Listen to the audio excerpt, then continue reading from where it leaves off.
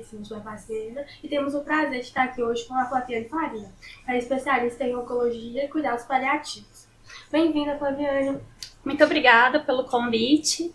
Boa tarde a todos. Gostaria de agradecer pela oportunidade de estar aqui com vocês para conversarmos de um assunto tão importante. Então, Flaviane, vamos começar dando uma introdução. Quando falamos de cuidados paliativos, muitas pessoas associam já ao fim da vida. Mas afinal, o que são os cuidados paliativos? Quais são os seus princípios? Como realmente funciona? Os cuidados paliativos são cuidados destinados a pacientes que possuem uma doença grave ou com um diagnóstico ameaçador da vida. E como que funcionam esses cuidados? Esses cuidados são voltados para a integralidade desse paciente. E o foco principal é o alívio do sofrimento. Então, falamos que são cuidados muito além de apenas na fase final de vida, mas ele é introduzido precocemente, desde um diagnóstico realmente que ameace a continuidade da vida desse paciente. Lembrando que esses cuidados eles são ofertados não somente para os pacientes, mas também para os seus familiares. E diante disso também falamos sobre os cuidados de uma forma integral que abrange as 4 dimensões: físico, psicológico, social e espiritual.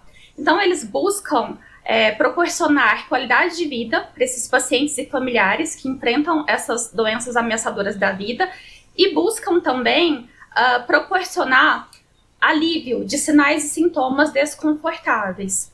Bom, em relação a muito conceito errôneo ainda, ou falsas ideias sobre os cuidados paliativos, ainda existe um conceito muito errôneo de que cuidados paliativos é só para aquele paciente que está morrendo, ou em fase final de vida, ou em terminalidade.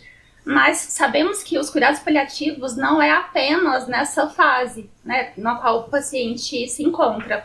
E muito pelo contrário, os cuidados paliativos eles podem ser executados concomitantemente com a equipe daquele paciente. Então, numa fase tanto curativa, quanto também quando o paciente encontra-se fora de possibilidades terapêuticas de cura.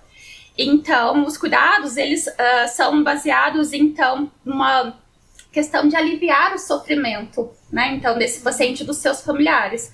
Quando o paciente ele recebe um diagnóstico difícil, né, recebe então um diagnóstico ali que é impactante nos seus planos futuros, no seu propósito de vida, isso faz com que venha também muitos medos, receios, anseios, muitos temores do que está por vir, né? Então é aquele paciente que sente de certa forma um grande impacto, né, de planos futuros na sua vida, e que precisa também desse apoio por toda uma equipe multidisciplinar. Então, quando falamos desses cuidados e referimos também à questão de paliativo, o que quer dizer esse paliativo?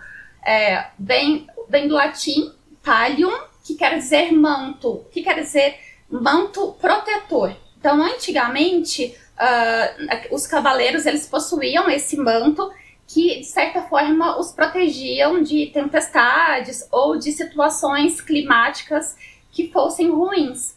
E esse pallium, esse paliativo, quer dizer proteger. Então, é proteger esses pacientes, proteger esses familiares que sintomas desconfortáveis possam, né, prevalecer, ou talvez dor. Então, quando falamos de cuidados paliativos, reforçamos 2 pilares super importantes, que é o controle da dor desse paciente e também a comunicação efetiva, então tanto com o paciente quanto com seus familiares.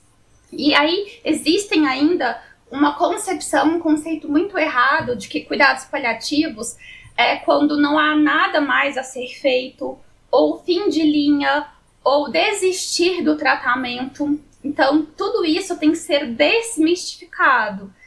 E é lógico que cuidados paliativos são cuidados realmente em final de vida também, mas não só isso, né? Então, desde que o paciente ele recebe um diagnóstico difícil, um diagnóstico de uma doença grave, já pode ser implementados os cuidados paliativos de forma de proporcionar alívio desses sintomas e melhor qualidade de vida. Então, antigamente, quando existia esse conceito no sentido, faz parte da doença, ou tá com dor é porque é um sintoma comum dessa doença, hoje a gente sabe que isso realmente não é verdade, né? O ideal é que esse paciente ele passe por esse percurso da doença de uma forma com melhor qualidade de vida. E que quando ele esteja numa fase final ali, na sua terminalidade, que ele tenha uma morte digna e que ele possa receber cuidados, que ele tenha uma melhor qualidade de morte também. Então, que ele não seja abandonado nesse momento de cuidados e que toda a equipe, não só um profissional ou uma especialidade, mas que toda a equipe multidisciplinar possa atuar concomitantemente. Então, tanto a equipe que está ali responsável no atendimento curativo, né, de certa forma, para reversibilidade ali da doença, quando possível, quanto também em momentos de doenças de irreversibilidade no processo de cura. Aviane, outra pergunta que eu gostaria de fazer é sobre esse tema, a morte. Muitas vezes é evitado de falar, causa desconforto. Qual que é a importância de abordar esse tema? É muito importante falar sobre terminalidade e morte, porque na nossa sociedade contemporânea ocidental, a morte ainda é um tabu. Então, fala-se muito pouco sobre isso. E, de certa forma, falar sobre a morte é falar sobre a vida também. Quando a gente se permite falar sobre a nossa finitude, que, na verdade, a única certeza na qual nós temos, que é um dia nós vamos morrer, isso permite com que a gente reflita mais sobre como queremos viver a nossa vida. Então, reconhecer a finitude consequentemente, dar mais sentido à vida que nós temos e que nós queremos ter. Então, quando a gente fala sobre esse processo de morte, como esse encarar a morte como uma forma natural, né, porque é, de fato, um processo natural do ciclo da vida, nós conseguimos ter uma dimensão e uma reflexão de como realmente é a vida que nós queremos ter. Então, conseguimos valorizar, de certa forma, o tempo presente, né, nossa temporalidade, as relações, os afetos, as escolhas cotidianas. Então, nós conseguimos realmente nos silenciar, né, refletirmos, fazermos uma análise introspectiva do que realmente é, de certa forma, vida, né, esse conceito de vida para nós. E quando a gente fala sobre a morte, que é um tema tão evitado ainda pela sociedade, é importante falar porque, principalmente para aqueles pacientes que estão ali numa situação de vulnerabilidade do seu quadro de doença, né? Então, os cuidados paliativos, ele tem o intuito de focar no doente e não na doença. Então, falar sobre a morte é uma maneira de reconhecermos nossa finitude e, com isso, darmos mais sentido à vida. Né? Então, quando nos permitimos refletir sobre morrer, sobre como queremos morrer, sobre finitude, conseguimos planejar também de uma forma diferenciada o que seria, então, de certa forma, esse sentido que a gente dá à nossa vida, os nossos propósitos, os nossos sonhos, as nossas ambições, né? E de termos a certeza de que não somos infinitos, né? Então, assim, existe uma finitude que a gente precisa realmente ter essa concepção e essa certeza e aproveitar esse tempo da melhor forma possível. Viver bem, né? Viver bem, com qualidade de vida, com tempo de qualidade. Então, quando a gente foge desse assunto, provavelmente existe essa dualidade e esse paradoxo entre ter uma vida de qualidade, né, com tempo de qualidade, e também um medo, né, exacerbado da morte. Nós sabemos o quanto a comunicação é essencial aí na relação de cuidado. Você até falou um pouquinho sobre a comunicação efetiva, objetiva. Como que ela vai impactar de forma positiva aí no cuidado com o paciente, com a família e até com o profissional e a equipe de saúde? A comunicação em cuidados paliativos é um dos pilares mais importantes. Então, a gente fala sempre de alívio de sinais e sintomas, né? Dor, dispneia, que é a falta de ar, ou outros sintomas realmente que são indesejáveis e podem ser controlados em todo o percurso da doença. Mas a comunicação, ela tem sido um pilar extremamente importante, tanto com a relação médico-paciente, paciente e toda a equipe, quanto também paciente e a sua família. Por quê? A comunicação aberta, ela é fundamental no processo de cuidado paliativo. Então, quando há um diálogo sincero, transparente e honesto, o paciente, ele começa a se sentir confortável, acolhido, ele sente segurança com a equipe, ele consegue estabelecer e criar vínculos, conseguimos também favorecer para que esse paciente tenha decisões compartilhadas. Então, nós conversamos sobre diretivas antecipadas de vontade, testamento vital, respeitamos a autonomia do paciente. Então, conseguimos também reduzir conflitos e aliviar o sofrimento emocional. Então, quando a gente consegue ter essa comunicação, o paciente ele consegue também planejar, né, todo esse percurso ali daquela doença grave ou limitante, né, que ameaça realmente a continuidade ali da sua vida. Então, muitas vezes, até na fase final de vida, no processo ali de terminalidade, ele consegue realizar uma despedida, ele consegue talvez conversar com pessoas que ele queira antes desse momento de partida, né? Então, de reconciliações, de momentos de talvez de desculpas, ou de um desejo, né? Um último desejo que ele queira, né? Então, a forma como ele gostaria de morrer. Então, assim, respeitando essas questões bioéticas também, de autonomia do paciente, de beneficência e não de não malefícios também, né? De não maleficência para esse paciente e respeitando as suas vontades, né? As vontades próprias do paciente. E entendendo que quando o paciente adoece, toda a família adoece junto. Então, a gente não pode esquecer também da família. Então, a família ela precisa estar envolvida a todo momento nesse processo de doença. Então, e quando esse paciente falece, a família fica. E a equipe não pode deixar de atuar também nesse luto que ficou ali da família. E quando a gente fala de terminalidade, de fase final de vida, existem alguns tipos de luto. Então, existe o luto antecipatório, que é muitas vezes quando aquela família já sente ali que o paciente já partiu ou, de certa forma, morreu em vida, digamos assim. Ou talvez quando não há uma comunicação clara, eficaz, transparente e honesta, na qual a família não passa realmente os sintomas ali reais, né, e as condições verídicas daquele paciente.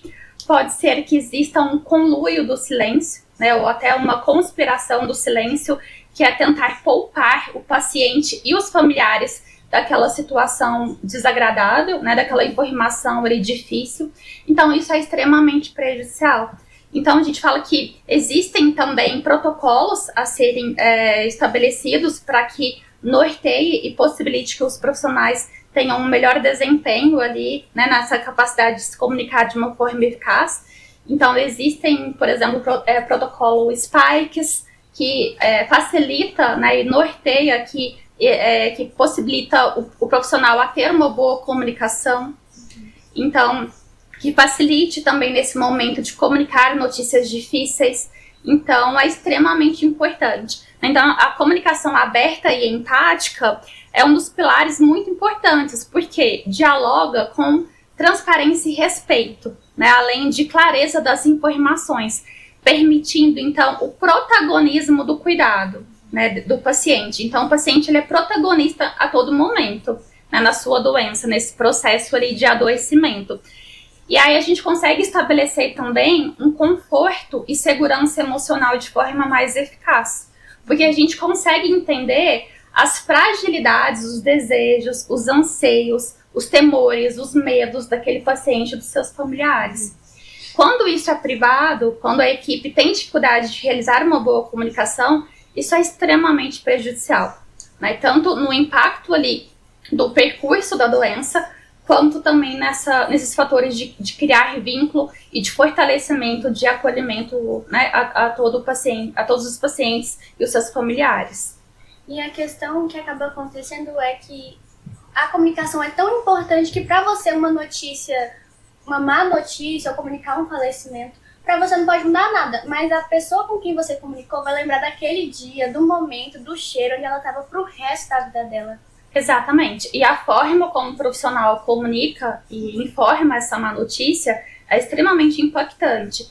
E poderia até dizer que é traumático até, né? É muito marcante, porque é extremamente impactante, né? Tanto para os familiares que recebem essa notícia, talvez ali de um falecimento, né, de um óbito, quanto também para o próprio paciente que precisa passar ali por essa assimilação do que está acontecendo. E, de certa forma, para que ele não tenha a negação, né, de tudo aquilo. Então, quando existe uma comunicação eficaz e clara, faz com que o paciente não tenha esse processo de negação de tudo aquilo. Porque ele consegue assimilar, né, aos poucos e de uma forma muito eficiente e eficaz tudo aquilo que está acontecendo com ele. Né? Então, é importante também que os profissionais da saúde deem abertura para essa troca e para esse diálogo.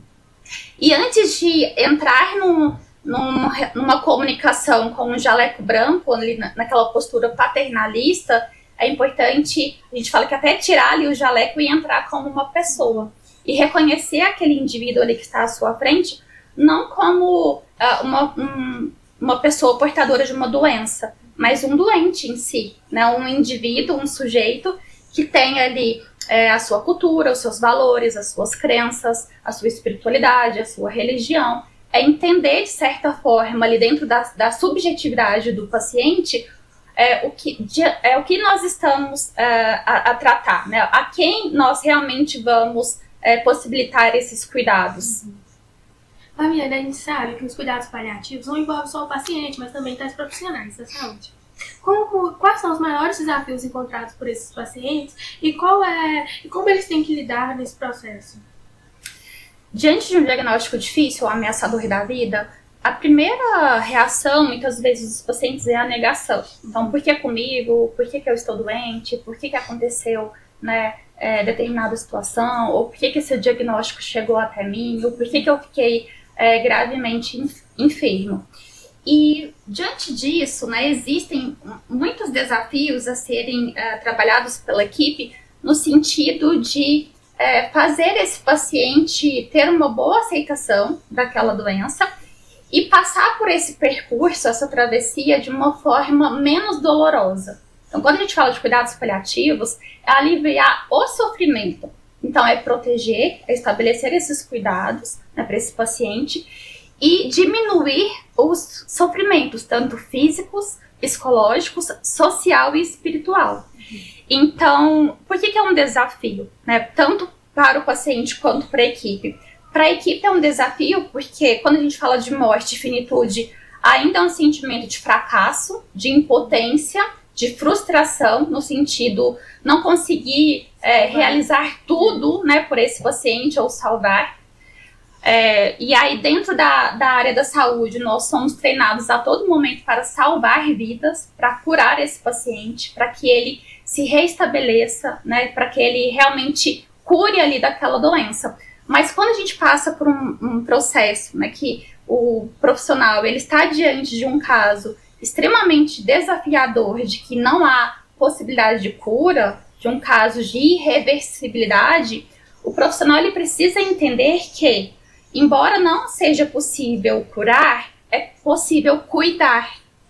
E quando esse cuidado é realizado de uma forma muito acolhedora, empática e humanizada, o sentimento de dever cumprido, né, de missão cumprida, é muito potencializado. Então, o profissional ele precisa treinar as suas habilidades e competências para que ele sinta que ele fez o melhor que ele podia para aquele paciente.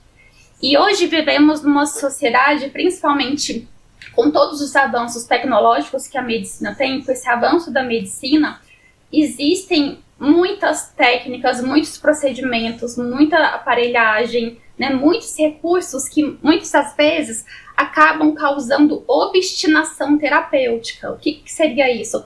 Uma distanásia, que é o prolongamento da morte. Mas muitas vezes acarreta com muito sofrimento, com muita dor, né? E a gente sabe que não proporciona a reversibilidade do quadro clínico daquele paciente. Só está prolongando ali o processo de finitude de morte. E isso também traz bastante sofrimento, é extremamente doloroso, tanto para o paciente quanto para os familiares. Então, quando a gente pensa nesses desafios, é importante que os profissionais se cuidem também, né? Então, tenham um apoio psicológico adequado, né? Façam terapia, ou se estiverem passando por um momento ali muito pesado de diagnósticos extremamente complicados, né? Desafiantes, que ele entenda a sua capacidade de execução de atividades, né? E que muitas coisas fogem ao nosso controle, né? Então, nós não temos essa onipotência de curarmos e salvarmos todos os pacientes, né? Então, é entender que, diante daquela fragilidade e de cada caso, o profissional ele tem que estabelecer e realizar o melhor que ele puder, né, nas condições que ele tem e de acordo com também a fase da doença na qual o paciente se encontra. E que, muito além de um processo terapêutico de cura, é um processo terapêutico de cuidado mesmo, né, para que ele tenha a melhor qualidade de vida possível até o último momento ali da sua vida, até o último instante, a fase final de vida. Então, Flaviane, você já desmistificou um pouquinho aí sobre esse mito do cuidado paliativo apenas ao final da vida. Mas na prática, como que funciona aí a parte de um diagnóstico de uma doença grave ou que vai perpetuar aí ao longo da vida? Quando o paciente ele recebe um diagnóstico difícil, né, ou ameaçador da vida, né, da continuidade da vida, ou uma doença grave, os cuidados paliativos ele já pode ser implementado e iniciado precocemente. Ainda existe muito tabu e uns conceitos errados de que é só para aquele paciente que está ali nas últimas horas, ou em fase final de vida, ou em terminalidade.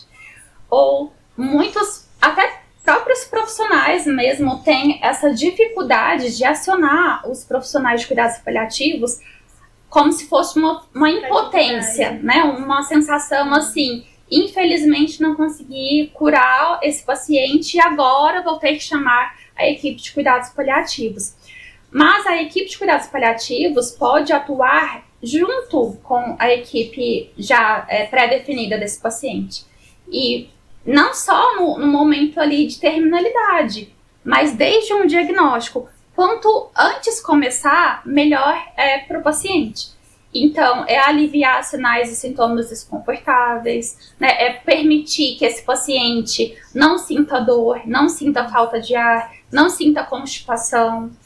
Ou então permitir que esse paciente ele consiga ter uma melhor qualidade de vida, né? Que ele consiga, de certa forma, nesse tempo ali, nesse percurso adoecedor, que ele passe de uma forma que tenha menos sofrimento possível.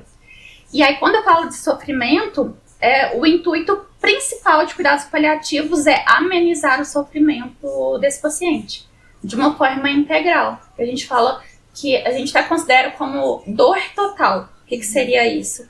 De avaliar na integralidade 4 dimensões: físico, psicológico, social e espiritual. Então, é reduzir esses sofrimentos que o paciente apresenta desde que recebe um diagnóstico de uma doença grave ou, né, de uma situação ali difícil para ele. Então, quando esse paciente ele recebe esse diagnóstico e a equipe ele já começa a fazer esse apoio, esse suporte, ele consegue passar por essa fase de uma forma mais leve, né, menos sofrida. Então, é extremamente importante. Então, precisamos ainda, né, falar e reforçar, conscientizar a população, os profissionais da saúde sobre cuidados paliativos, quais são os princípios, quais são os pilares, né? Então, não é só para quem está morrendo, né, cuidados paliativos, não é só para quem está em fase final de vida, não é o fim da linha, não é quando não há nada mais a ser feito, né? Ou quando aquele paciente muitas vezes já está agonizando ali de dor ou de falta de ar, porque a equipe que acompanhava esse paciente teve essa dificuldade, né, e essa humildade de chamar os seus colegas ali de cuidados paliativos para atuarem juntos, né, para atuarem de forma concomitante. E também tem um tabu e um conceito errado, que é como se estivesse abandonando o paciente, ou abandonando o tratamento ali. Então, como se agora eu não tenho mais nada a fazer para aquele paciente, então agora vai começar com cuidados paliativos. Então, isso ainda é um conceito errôneo ainda, que a gente precisa desmistificar. Fabiana, a gente quer agradecer muito por você ter vindo aqui e ter compartilhado tantos conhecimentos. A gente queria te pedir para deixar um recado para a comunidade sobre esse assunto. Eu agradeço novamente pelo convite de estar aqui com vocês. Fico lisonjeada e extremamente grata, né, por poder conversarmos sobre esse assunto tão importante. O recado que eu tenho para passar para toda a população é que entendam que cuidados paliativos é uma forma de proteger o paciente. É uma forma de estabelecer uma redução de sofrimento, né? Tanto físico, psicológico, social e espiritual. E o intuito principal de cuidados paliativos é proporcionar uma melhor qualidade de vida possível para aquele paciente. E também uma melhor qualidade de morte, né? Quando ele se encontra numa fase de finitude e numa fase de evolução em um prognóstico ruim da doença.